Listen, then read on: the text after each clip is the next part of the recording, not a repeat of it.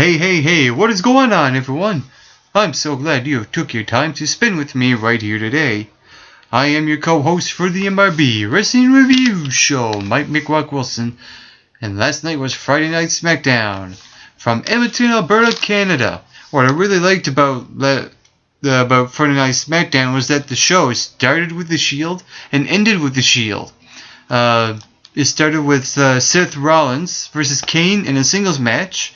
And I really liked Seth Rollins' strategy going into this match and throughout the match, trying to take out the legs of the bigger man. Those things I like. And this is the first time that we've seen the Shield in a singles match and lose a match, because Kane got the win off the choke slam, and then followed by that was Roman Reigns versus Daniel Bryan, where Roman Reigns won by disqualification only to sucker Kane in for a punch. And the ref caught him, and Daniel Bryan and Kane after the match, well, they went to the back, and the funny thing was, when they were going up the ring, they were yelling at each other. And Daniel Bryan say, I could do this on my own, and stuff like that. It's just the way those two go back and forth is amazing. Again, foreshadowing of a split. I see a rematch for the tag team titles, where the Shield will defeat Team Hell No, and then Team Hell No will split.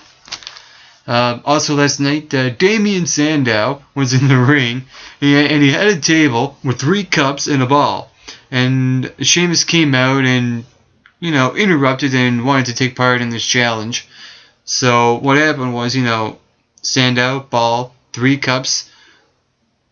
Which one of these cups is the ball in? So, switch them around.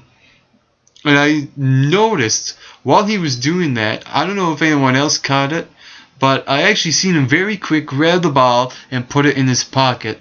And of course, when Sheamus opened up ball 3, he wasn't there. And really, when the WWE can be entertaining, they can really do no wrong. And it ended with a bro kick. Excellent execution, no pun intended.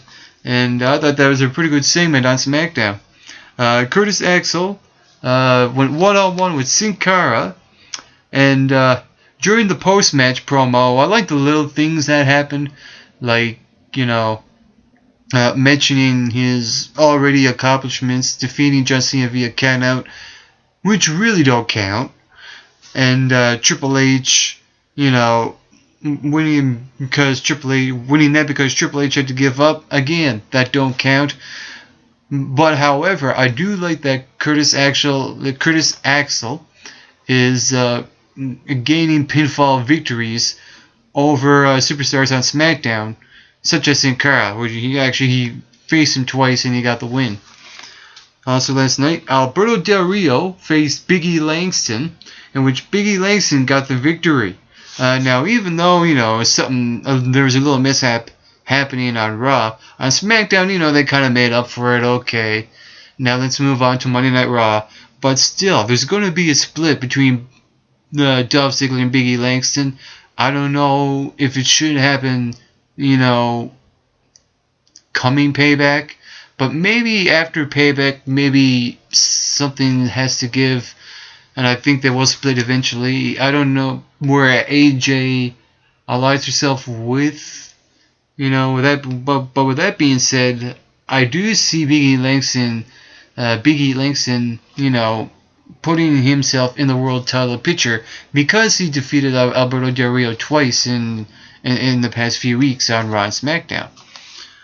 Also last night, Ryback defeated Kofi Kingston in a singles match, and after the match, Ryback took out 3 tables and put Kofi Kingston through them. And the face he had, that mean look after he put him through the first or second table. More stuff like that we need, and less whining and complaining and taking shortcuts. And the way he just brutalized Kingston was, man, off the charts. And hopefully stuff like this continues and not the stuff we see on Raw. Also last night in a one-on-one match, it was Chris Jericho going one-on-one with Cody Rhodes. Chris Jericho got the victory via submission. And I'm interested to see now what might happen between Chris Jericho and CM Punk, if anything does happen. Either one of two things will happen at Payback in Chicago, Illinois. One, CM Punk and Chris Jericho are going to tear the roof down.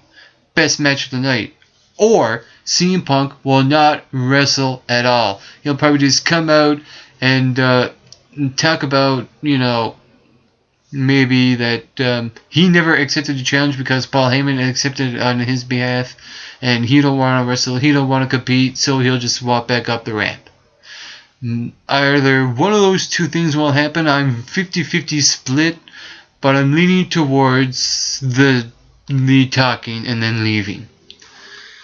And the main event was Dean Ambrose, third of the Shield, the United States champion, going one-on-one with Randy Orton in a non-title match. I don't think that because Randy Orton was in a non-title match, he don't need a championship match against Dean Ambrose. That'll be a step back for Randy Orton. But what I do like that came out of this match was that there was no decisive victory, because Seth Rollins and Roman Reigns came out after and gang on assault 3-on-1 on Randy Orton, only to have Team Hell No come out, Daniel Bryan and Kane. And man, wow, Daniel Bryan was on fire on the last segment of the show, and he proved it. And he proved before that when he wrestled Roman Reigns. He's an excellent wrestler, and on the last segment of SmackDown, he was on fire. Everyone was chanting, yes, yes, yes. He just let everyone off the roof. He tore the house down on SmackDown last night. And they're really pushing Daniel Bryan. The WWE is pushing this guy into the superstar that he will be evolved. And hopefully that will happen. So that was my review of Friday Night SmackDown. I am your co-host for the MRB Wrestling Review Show, Mike McRock Wilson.